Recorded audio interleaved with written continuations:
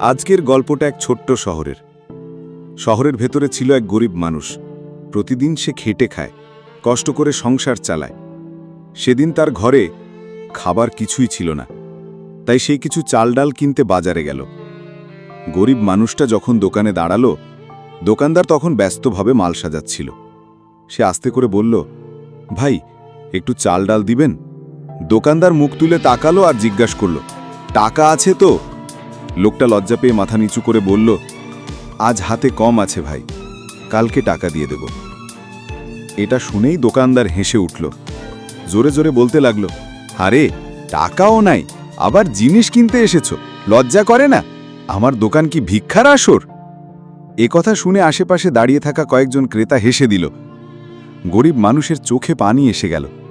সে কাঁপা গলায় বলল, ভাই, আমি কালই টাকা শোধ দেব, দয়া করে। কিন্তু দোকানদার আরও জোরে চিৎকার করে বলল, যাও এখান থেকে, আমার দোকানে ভিখারিদের জায়গা নেই।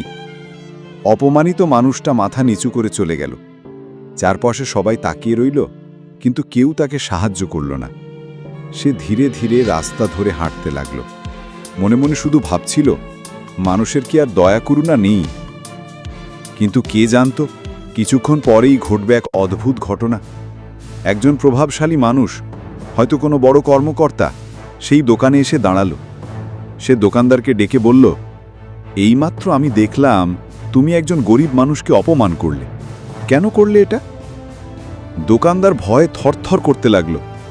সে তোতলাতে তোতলাতে বলল, স্যার, আমি তো শুধু বলছিলাম টাকা ছাড়া মাল দেওয়া যাবে না। প্রভাবশালী লোকটি শান্তভাবে বলল, টাকা ছাড়া মাল দেওয়া না দেওয়ার বিষয়টা আলাদা, কিন্তু তোমার কি অধিকার আছে একজন মানুষকে সবার সামনে অপমান করার? চারপাশ একেবারে চুপ হয়ে গেল। দোকানদার তখন মাথা নিচু করে দাঁড়িয়ে রইল। লোকটি আবার বলল, মনে রাখো, আজ যাকে তুমি ছোট করলে, কাল সেই হয়তো তোমার উপকারে আসবে। মানুষকে কখনো টাকার জন্য ছোট করো না, মানুষ তার মর্যাদা দিয়েই বড় হয়। দোকানদারের চোখে পানি চলে এলো।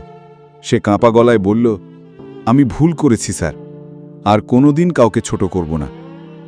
শেষে দোকানদার সেই গরিব মানুষটিকে খুঁজে এনে তাকে চাল ডাল দিল। লোকজন অবাক হয়ে তাকিয়ে রইল। গরিব মানুষটি নীরবে চোখ মুছে মাথা নিচু করে চলে গেল। বন্ধুরা, এই গল্প থেকে আমরা একটা শিক্ষা নিতে পারি। কখনো কাউকে তার টাকার জন্য অপমান করা উচিত নয়। সময় সবসময় এক জায়গায় থাকে না। আজকে যাকে তুমি তুচ্ছ ভাবছ, কাল সেই হয়তো তোমার পাশে দাঁড়াবে। তাই আসুন, আমরা সবাই মানুষকে সম্মান করতে শিখি, কারণ সম্মানই একজন মানুষের আসল সম্পদ।